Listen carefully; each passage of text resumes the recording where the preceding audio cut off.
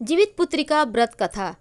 एक बार नैमिषारण्य के निवासी ऋषियों ने संसार के कल्याणार्थ सूत जी से पूछा, हे सूत, कराल कलिकाल में लोगों के बालक किस तरह दीर्घायु होंगे, सो कहिए। सूत जी कहते हैं, जब द्वापर का अंत और कलयुग का आरंभ था, उसी समय बहुत सी शोकाकुल स्त्रियों ने आपस में सलाह की कि क्या इस कली में माता के जीवित रहते पुत्र मर जाएंगे। जब वे आपस में कुछ निर्णय नहीं कर सकी, तब गौतम जी के पास पूछने के लिए आईं। जब उनके पास पहुंची तो उस समय गौतम जी आनंद के साथ बैठे थे। उनके सामने जाकर उन्होंने मस्तक झुकाकर प्रणाम किया। तदंतर स्त्रियों ने पूछा, हे प्रभु, इस कलयुग में लोगों के पुत्र किस तरह से जीवित रहेंगे? इसके लिए कोई व्रत या तप हो तो कृपा करके बतलाइए। इस तरह उनकी बात सुनकर गौतम जी कहते हैं, आपसे मैं वही कहूँगा जो पहले मैंने सुन रखी है। गौतम जी ने कहा, जब महाभारत युद्ध का अंत हो गया और द्रोण पुत्र अश्वत्थामा के द्वारा अपने बेटों को मरा देखकर सब पांडव बड़े दुखी हुए, तो पुत्र के शोक से व्याकुल होकर द्रौपदी अपनी सखियों के साथ ब्राह्मण श्रेष्ठ धौम्य के पास पहुंच गईं और उसने धौम्य से कहा, हे विपेंद्र, कौन सा उपाय करने से बच्चे दीर्घायु हो सकते हैं? कृपा करके ठीक ठीक कहिए।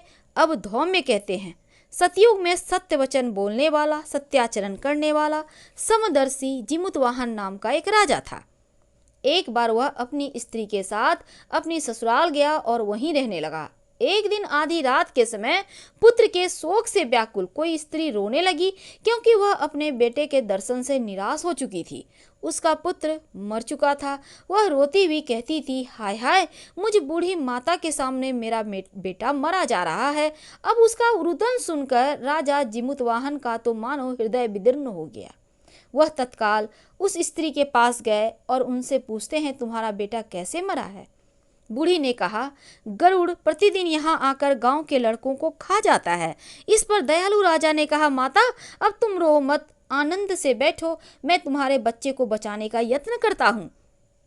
ऐसा कहकर राजा उस स्थान पर गया जहां गरुड़ आकर प्रतिदिन मांस खाया करता था। उसी समय गरुड़ भी उन पर टूट पड़ा और राजा के शरीर का मांस खाने लगा। जब अतिशय तेजस्वी गरुड़ ने राजा का बायां अंग खा लिया, तो झटपट राजा ने अपना दाहिना अंग फेर कर गरुड़ के सामने कर दिया। अब यह देखकर गरुड़ जी ने कहा, देव योनियों में तुम कौन हो? तुम मनुष्य तो नहीं जान पड़ते। अच्छा, अपना जन्म और कुल ही बता दो। पीड़ा से व्याकुल मन वाले राजा ने कहा, पक्षीराज, इस तरह का प्रश्न करना व्यर्थ है। तुम अपनी इच्छा भर मेरा मांस खाओ। यह सुनकर गरुड़ जी रुक जाते हैं और बड़े आदर से राजा के जन्म और कुल की बात पूछने लगे। राजा ने कहा, मेरी माता का नाम सैव्या है, मेरे पिता का नाम शालिवाहन है, सूर्य वंश में मेरा जन्म हुआ है और जिमुतवाहन मेरा नाम है। अब राजा की दयालुता देखकर गरुड़ ने कहा, हे महाभाग, तुम्हारे मन में जो अभिलाषा हो वह वर मांगो।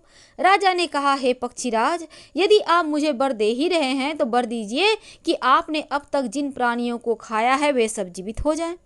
हे स्वामिन, अब से आप यहाँ बालकों को ना खाएं और ऐसा कोई उपाय करें कि जहाँ जो उत्पन्न हो वे लोग बहुत दिनों तक जीवित रहें। धौम्य ने कहा कि पक्षीराज गरुड़ राजा को वरदान देकर स्वयं अमृत लेने नागलोक को चले गए। वहां से अमृत लाकर पहले गरुड़ ने जो भी व्यक्तियों को पहले मारा था, मरे हुए मनुष्यों की हड्डियों पर बरसाया। ऐसा करने से सब लोग जीवित हो गए जिनको पहले गरुड़ ने खाया था। अब राजा के त्याग, गरुड़ की कृपा से वहां बालों को बहुत कष्ट दूर हो गया। उस समय राजा के शरीर की शोभा दूनी हो रही थी। राजा की दयालुता देखकर गरुड़ ने फिर कहा, मैं संसार के कल्याणार्थ एक और वरदान दूंगा। आज आश्विन की सप्तमी से रहित शुभ अष्टमी तिथि है। आज ही तुमने यहाँ की प्रजा को जीवन दान दिया है। हे वत्स, अब से यह दिन ब्रह्म भाव हो गया। जो मूर्ति भेद से विविध नामों से विख्यात है, वही त्रैलोक्य से पूजित दुर्गा अमृत प्राप्त करने के अर्थ में जीवित पुत्रिका कहलाई है। सो इस तिथि को जो स्त्रियां उस जीवित पुत्रिका की कुश की आकृति बनाकर तुम्हारी पूजा करेंगी, तो दिनों दिन उनका सौभाग्य बढ़ेगा, वंश की बढ़ोतरी होगी, दिन ब दिन उनका सुख बढ़ेगा और जीवन में कष्ट नहीं होगा। और इस हे महाभाग विषय पर विचार करने की आवश्यकता नहीं है। हे राजन, सप्तमी से रहित और उदया तिथि की अष्टमी को व्रत करें। नवमी में पारण करें। यदि इस पर ध्यान न दिया जाए तो फल नष्ट हो जाएंगे और सौभाग्य तो अवश्य नष्ट होगा।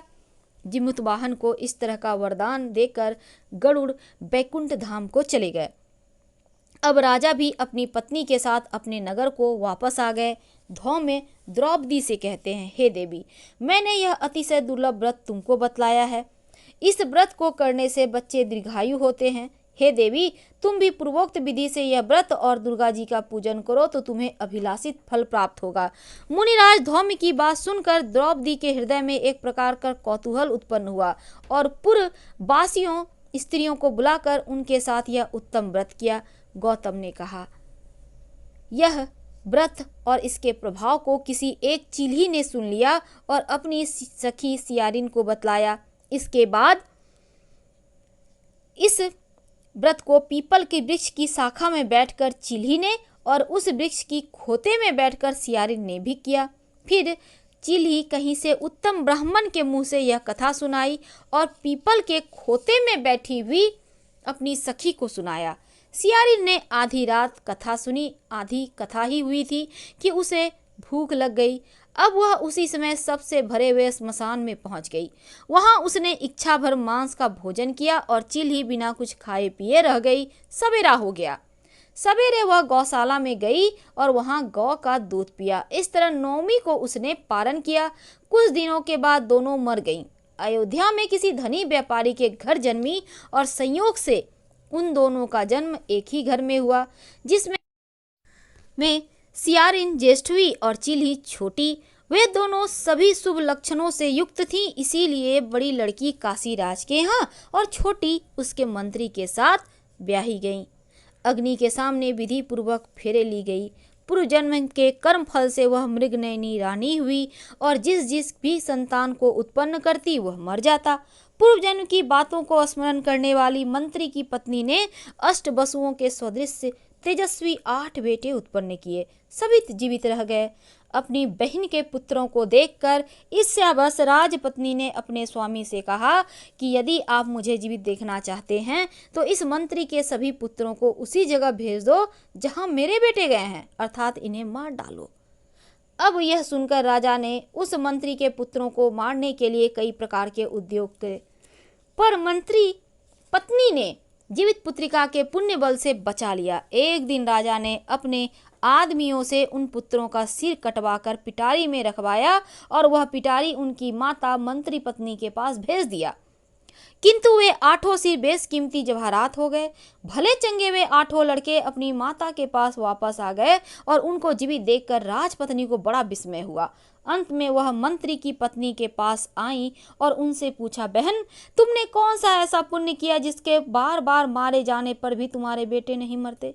इस पर मंत्री की पत्नी ने कहा, पूर्व जन्म में मैं चील्ही थी, तुम सियारिन। दोनों ने व्रत किया। तुमने व्रत के नियमों का भली भांति पालन नहीं किया और मैंने किया था। इसी दोष से बहन तुम्हारे बेटे नहीं जीते। ओ राजरानी, अब भी तुम उस जीवित पुत्र का व्रत को करो तो तुम्हारे बेटे दीर्घायु होंगे। मैं तुमसे सच सच कह रही हूँ। उसके कथनानुसार रानी ने व्रत किया, तभी से उनके कई बेटे सुंदर दीर्घायु होकर बड़े बड़े राजा हुए। सूत जी कहते हैं, सब प्रकार का आनंद देने वाला मैंने यह दिव्य व्रत आप बतलाया।